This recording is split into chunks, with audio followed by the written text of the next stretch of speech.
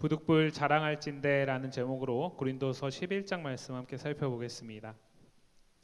오늘 제목이 뭔가 좀 앞뒤가 안 맞지 않다라는 느낌을 받으시는지 모르겠습니다. 사전을 찾아보니까요, 이 부득불은 할 수 없이라는 정의를 갖고 있더라고요. 자랑은 자기와 관계 있는 것을 남에게 드러내어 뽐낸다라는 뜻입니다. 할 수 없이 드러내어 뽐낸다라는 게 가능할까요? 뭔가 좀 연결되기에는 뭔가 좀 호응이 맞지 않고 좀 모순적인 어색한 느낌이 듭니다. 자랑이란 남이 알지 못하는 것들을 의도적으로 드러내서 말하는 것이고, 그로 인해서 듣는 상대방을 위축되게 하고 결과적으로 자신을 높이는 것인데, 이거를 할 수 없이 한다라는 게 뭐가 좀 맞지 않죠. 그래서 사실 바울은 지금까지 우리가 살펴본 고린도후서에서 자랑을 하지 않으려고 부단히도 애썼습니다. 우리가 앞서 살펴본 10장 18절 말씀에서도 나오지만, 옳다 인정함을 받는 자는 자기를 칭찬하는 자, 자랑하는 자가 아니고 주께서 칭찬하시는 자다라고 이야기를 하고 있습니다.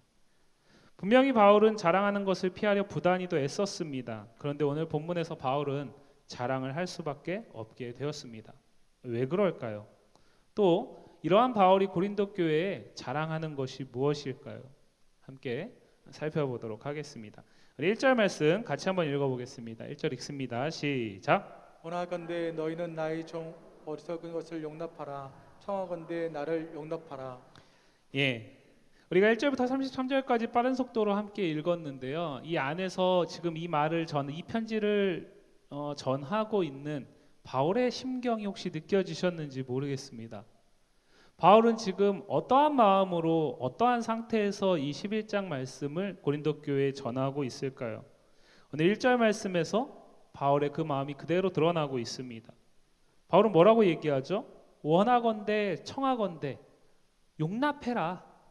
무슨 얘기입니까? 고린도 교회 성도들이 지금 바울을 용납하지 않고 있기 때문에 용납해라 라고 얘기를 합니다. 그런데 여기서도 보면 어리석은 것을 용납해라 라고 얘기를 하고 있어요.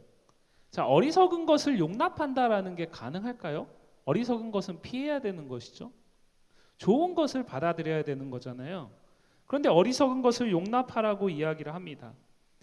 오늘 부득불 자랑할진대도 마찬가지고, 오늘 여기서 어리석은 것을 용납하라 뿐만 아니라 11장 전체 안에서 바울은 반어적인 표현들을 계속해서 사용을 하고 있습니다.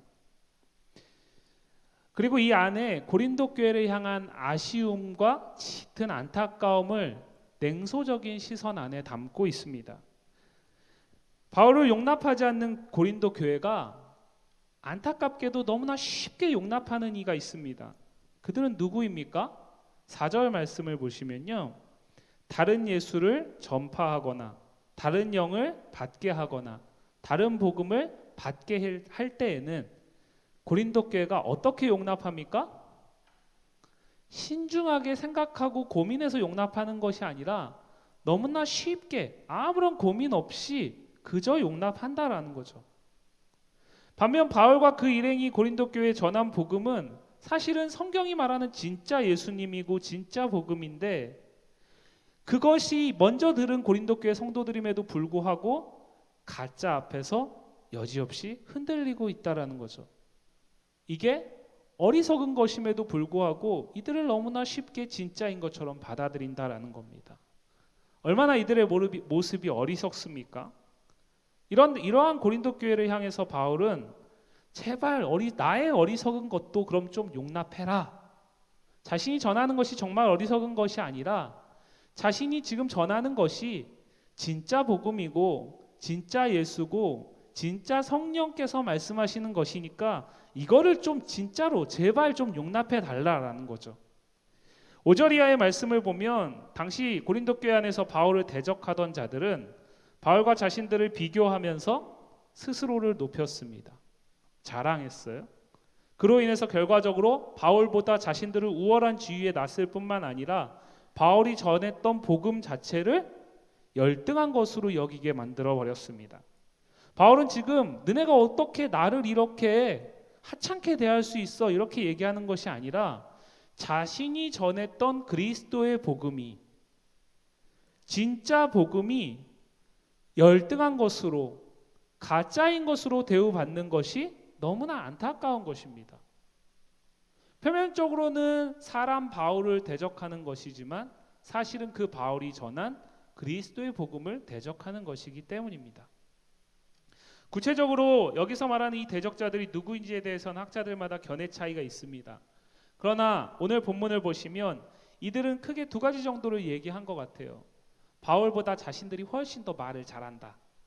그 다음에 자신들은 고린도 교회 성도들에게 후원을 기꺼이 받는다, 기쁨으로. 그런데 바울은 그걸 후원을 받지 않고 있다. 이걸 가지고 미혹했던 것 같습니다. 이렇게 흔들리는 교회를 향해서 바울은 강력한 답답함을 가지고 7절 말씀에서 다음과 같이 말하고 있습니다. 내가 너희를 높이려고 나를 낮추어서 하나님의 복음을 값없이 너희에게 전함으로 내가 이렇게 행한 것이 정녕 죄냐는 것이죠. 바울은 고린도 교회를 생각하면서 자비량으로 사역을 했습니다. 고린도 교회 성도들을 사랑하기 때문에 그렇게 한 것이에요. 고린도 교회 성도들을 높이기 위해서 자신이 기꺼이 낮은 자리에 간 겁니다. 그리고 하나님의 복음을 값없이 전한 거죠. 그런데 결과적으로 이것이 바울을 용납하지 못하게 만드는 요인이 되고 있다라는 거예요. 우리가 생각하기에는 돈 안 받고 좋은 말씀 전해주시면 당연히 좋은 거잖아요. 그런데 왜 고린도 교회 성도들에게 미혹하는 자들이, 대적자들은 바울이 자비량 선교하는 걸 가지고 시비를 걸까요?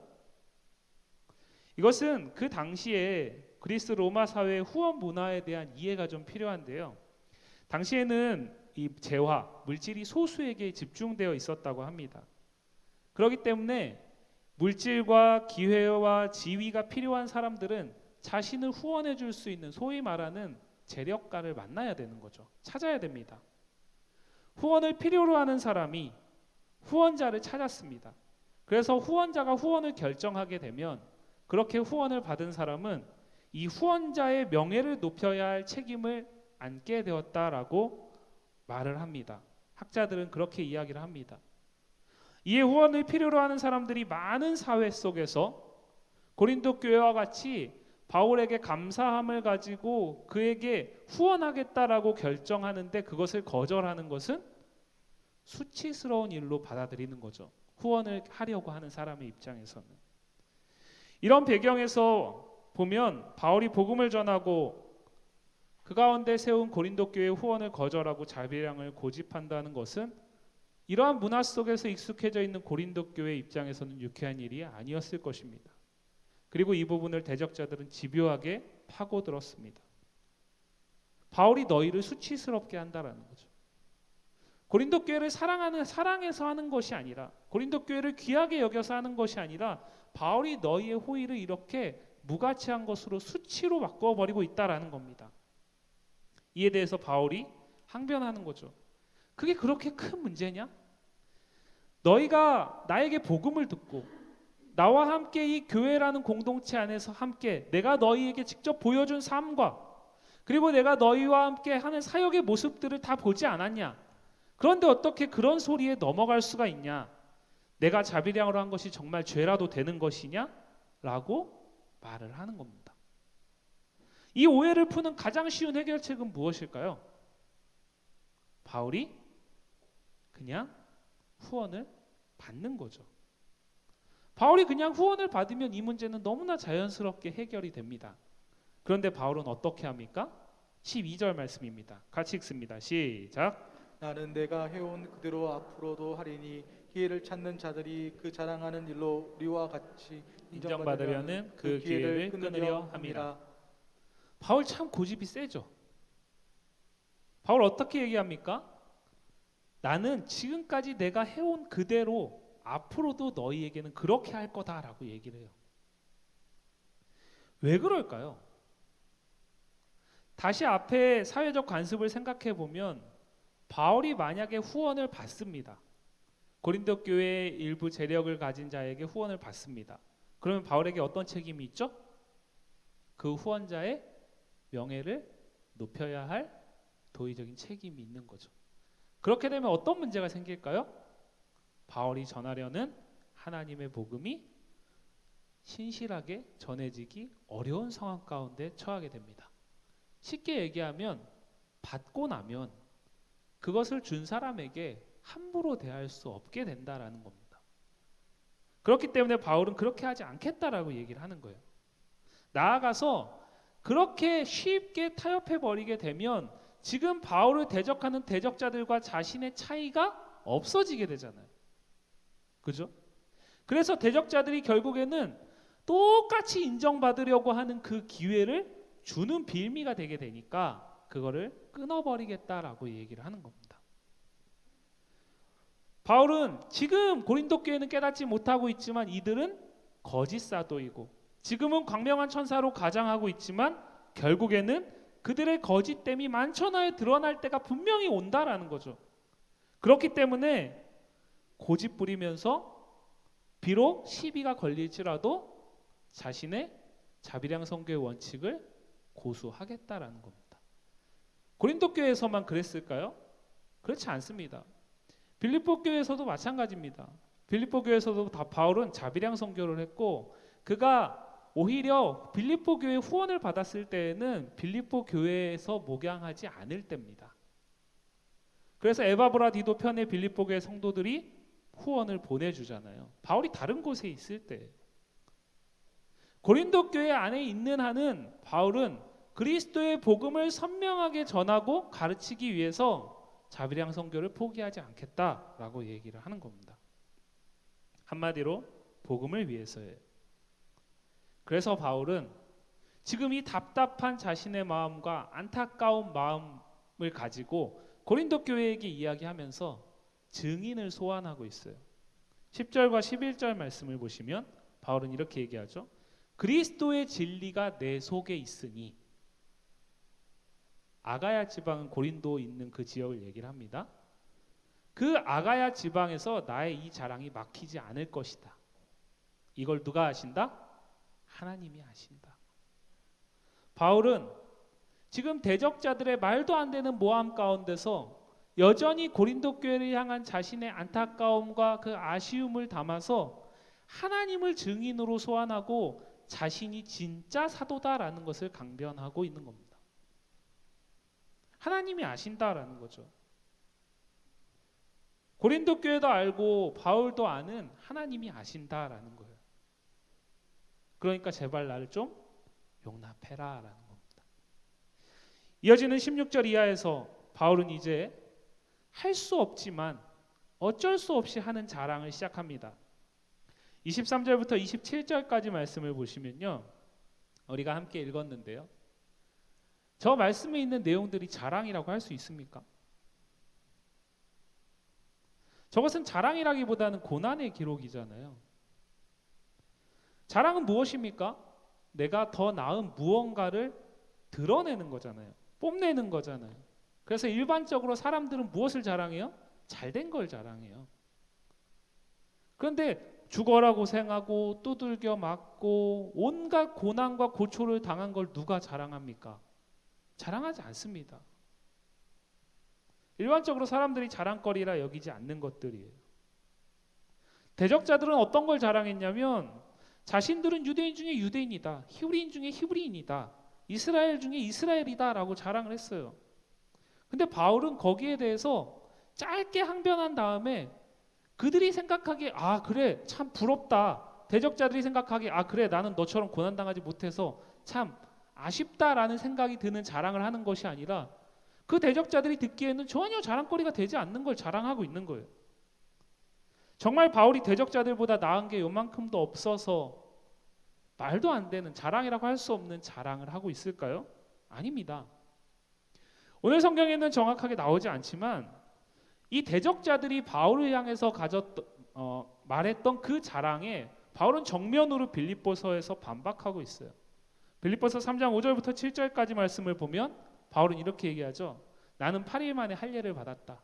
이스라엘 중에 이스라엘이라는 거예요. 유대인 중에 유대인이라는 거죠. 이스라엘 족속이요 베냐민 지파다. 대적자들이 생각하기에는 길리기아 다소라는 헬라 지역에서 바울이 태어났기 때문에 히브리인도 아니고 유대인도 아니라고 생각하지만 바울은 뭐라고 얘기를 해요? 아니다. 너네 생각하고는 다르게 나는 정통 유대인이고 베냐민 집하고 히브리인 중에 히브리인이다. 나아가서 율법으로는 바리새인이고 열심으로는 교회를 박해하고 율법의 의로는 조금도 흠이 없었던 사람이다. 무슨 얘기입니까? 쉽게 얘기하면 지금 너네가 자랑하는 거 그거 나는 얼마든지 더 자랑할 게 많다라는 거예요. 그런데 바울은 지금 그거를 얘기하고 있지 않아요. 왜 그럴까요? 빌립보서 3장 8절 말씀입니다. 같이 읽습니다. 시작. 또한 모든 것을 해로 여김은 내 주 그리스도 예수를 아는 지식이 가장 고상하기 때문이라. 내가 그를 위하여 모든 것을 잃어버리고 배설물로 여김은 그리스도를 얻고. 고상하게 배설물이라고 썼지만 바울은 이렇게 얘기하는 겁니다. 내가 예수를 만나고 난 이후에 보니까 내가 이전에 자랑했던 것, 너희가 지금 내 앞에서 자랑하는 그것들은 자랑거리가 아니라 똥에 불과하다라는 거예요. 그리고 그것을 자랑하지 않으면서 누구를 얻었다는 거죠? 예수 그리스도를 얻었다는 거예요. 세상에 어떤 사람이 똥을 자랑합니까? 자랑하지 않습니다. 그것은 뭐예요? 숨길 것입니다. 그것은 절대로 자랑거리가 될 수 없어요. 그리고 30절에서 바울은 오늘 빌립보서 3장 8절의 이 표현을 이렇게 표현하고 있어요. 같이 읽습니다. 시작. 내가 부득불 자랑할진대 내가 약한 것을 자랑하리라. 바울은 지금 이게 자랑거리가 안 된다라는 걸 몰라서 자랑하는 게 아닙니다. 분명히 이게 자랑거리가 못 된다라는 걸 알고 있어요, 일반적으로. 그런데 바울은 오히려 알면서도 이 약한 것을 내가 자랑한다라고 얘기를 하고 있어요. 왜요? 바울이 지금 자랑하는 이 고난과 이 수치와 이 질고와 이 고통은 누구 때문에요? 예수 그리스도를 얻음 이후에 당한 일이기 때문이에요. 예수 그리스도를 얻은 이후에 당한 모든 고난을 바울은 무엇으로 여기는 거예요? 그 예수 그리스도 때문에 자랑이 될 수 있다라고 얘기를 하는 거죠. 바울의 입장에서 보면 이것은 그저 인간적인 자신의 약한 모습이 드러내는 부분이지만, 그러나 이로 인해서 자신의 약함이 드러날 때 누구의 강함이 드러난다는 거죠? 그리스도의 강함이 드러난다라는 거예요. 자신의 약함을 자랑함으로 예수 그리스도가 드러난다라는 겁니다. 자랑거리가 없어서가 아니라 오히려 자랑하려면 수두룩백백 훨씬 많은 사도 바울이지만 이 예수 그리스도를 자랑하기 위해서 바울은 오해를 받으면서도 모함을 받으면서도 자신을 자랑하지 않는 것입니다. 그리고 그렇게도 피하려고 했던 그 자랑을 부득불하는데 그건 역시도 누구를 자랑해요? 그리스도를 자랑한다라는 거예요. 바울은 왜 이렇게도 답답한 고린도 교회에 때로는 냉소하면서 답답함을 토하면서 강력하게 촉구하면서 자랑이라고 할 수 없는 것들을 그리스도 때문에 자랑하면서까지 제발 자신을 용납하라고 할까요? 이것이 서두에 말씀드렸지만 바울 한 사람의 문제가 아니기 때문에 그래요. 본문 2절과 3절 말씀 한번 같이 보겠습니다. 본문 2절과 3절 말씀을 보면 바울은 용납하라고 2번이나 촉구한 다음에 내가 하나님의 열심으로 너희를 위하여 열심을 낸다라고 얘기를 하고 있어요. 자, 여기서 말하는 이 열심은 흔히 얘기하는 열심히 하는 것, 최선을 다하는 것, 앞뒤 가리지 않고 할 수 있는 모든 것을 쏟아내는 것을 얘기하지 않습니다. 여기서 말하는 열심은 헬라어로 젤로스라는 단어인데 이것은 NIV 영어 성경에서는 질투라고 번역될 수 있는 단어로 쓰여져 있어요. 이 얘기는 무슨 얘기냐면 하나님의 열심은 하나님의 질투하심이라는 거예요. 질투하신 하나님은 구약 성경에서 이스라엘 백성들과 언약을 맺으신 하나님의 속성입니다. 이스라엘 백성과 하나님이 언약을 맺었어요. 언약은 쌍방이 지켜야 할 책임이 있는 겁니다. 하나님은 성실하게 지켜나가십니다. 그런데 이스라엘은 지키지 않아요. 그래서 자꾸 우상을 따라가죠. 그때 하나님이 질투하시는 하나님이 그들을 향해 진노를 발하시죠. 왜요?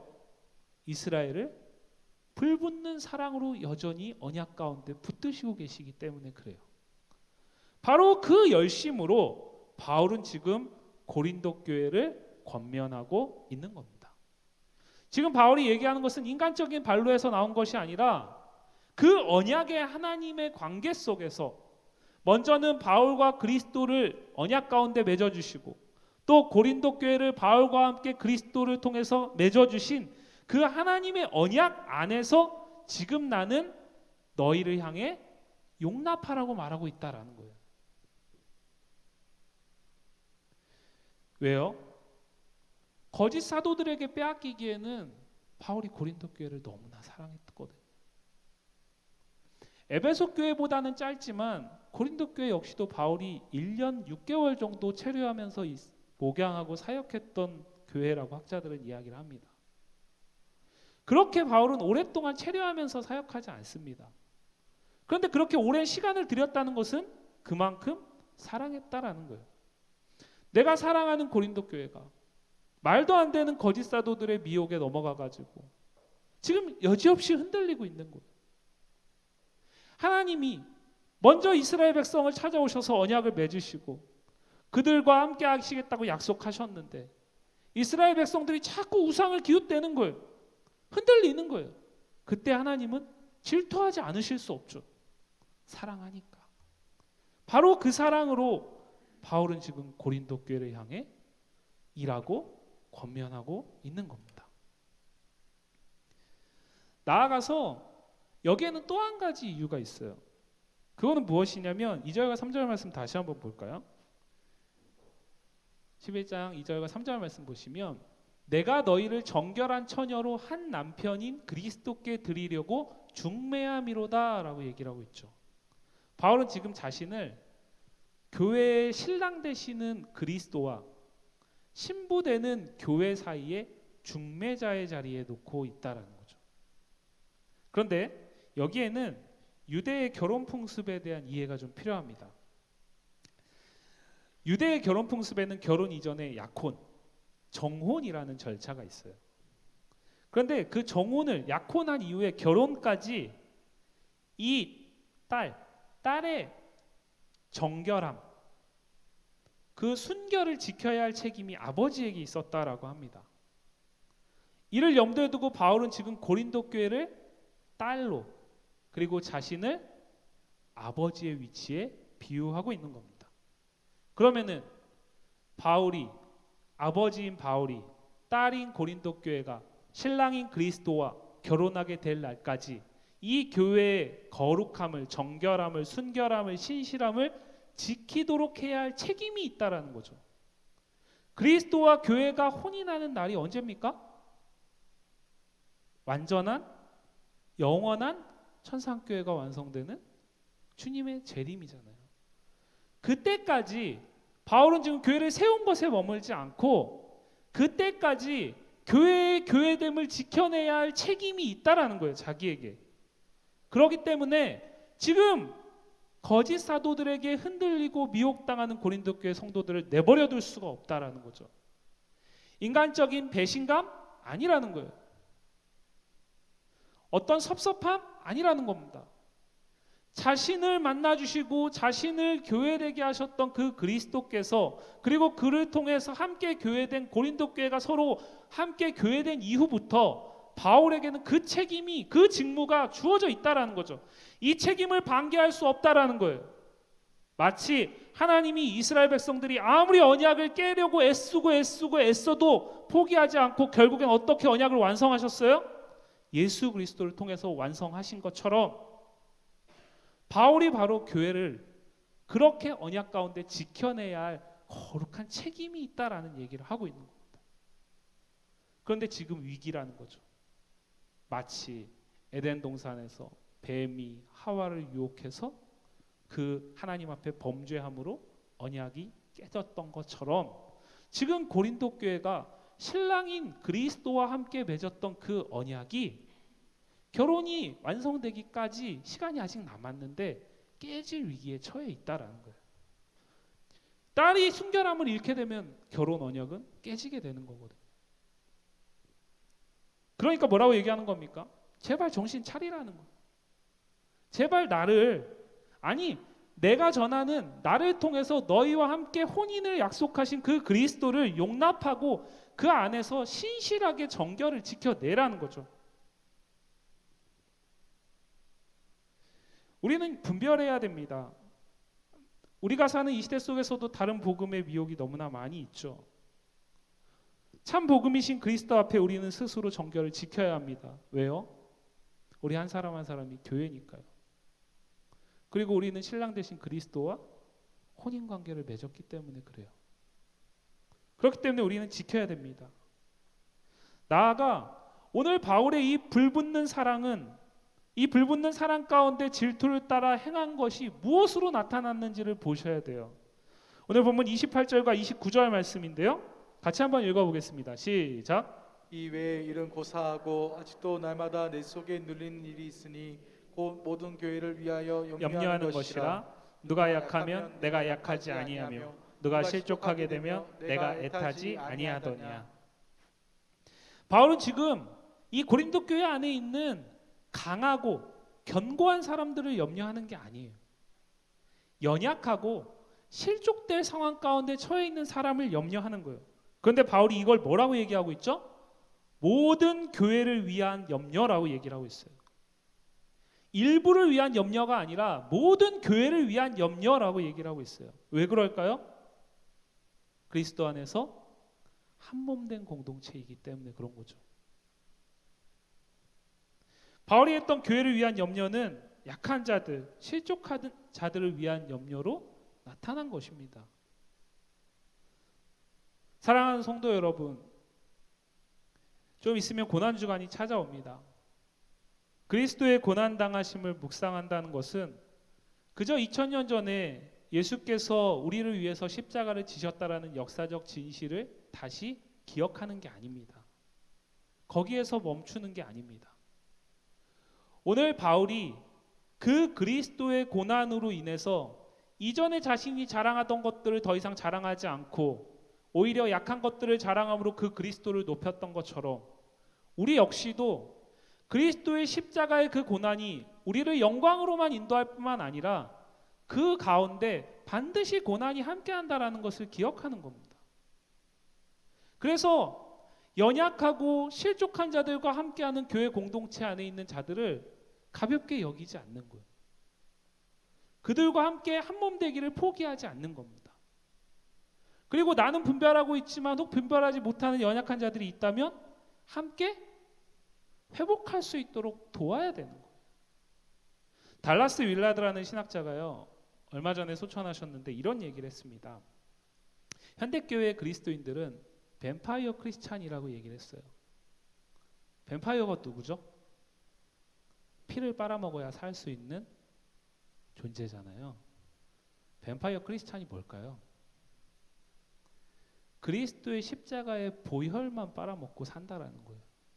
그 보혈이 반드시 이끌어내는 제자로서의 삶, 그 부분에 대한 고민은 없이 십자가의 보혈의 은혜로 내가 구원받았다라는 사실에만 머물러 있는 거예요. 달라스 윌라드는 그러한 사람들이 너무나 많은 현대교회 성도들을 향해서 그렇게 이야기했습니다. 오늘 바울은 어쩌면 쓸데없는 고민을 하고 쓸데없는 자랑을 하고 있는지 몰라요. 그런데 결코 쓸데없지 않아요. 왜요? 바울이 그리스도의 고난을 자랑할 수 있었던 것은 그리스도가 그 고난의 길을 먼저 가셨기 때문이에요. 그렇기 때문에 자랑할 수 있는 겁니다. 그리고 고린도 교회 성도들을 향해서 너희도 동일하게 그것을 자랑하면서 다른 복음, 다른 예수, 다른 영에 흔들리지 말라고 얘기하는 겁니다. 언약을 지키라는 거죠. 우리 안에 하나님의 열심을 따라 교회를 더욱 교회되게 함이 회복되기를 소망합니다. 나를 그리고 지체와 이웃과 힘써 한 몸을 이루며 주님 다시 오실 그날까지 서로 거룩과 신실함을 지키고 나의 약함으로 인해 주님을 나타내고 주님을 자랑하고 주님의 자랑이 되는 교회로 세워져 가기를 주님의 이름으로 간절히 소망합니다.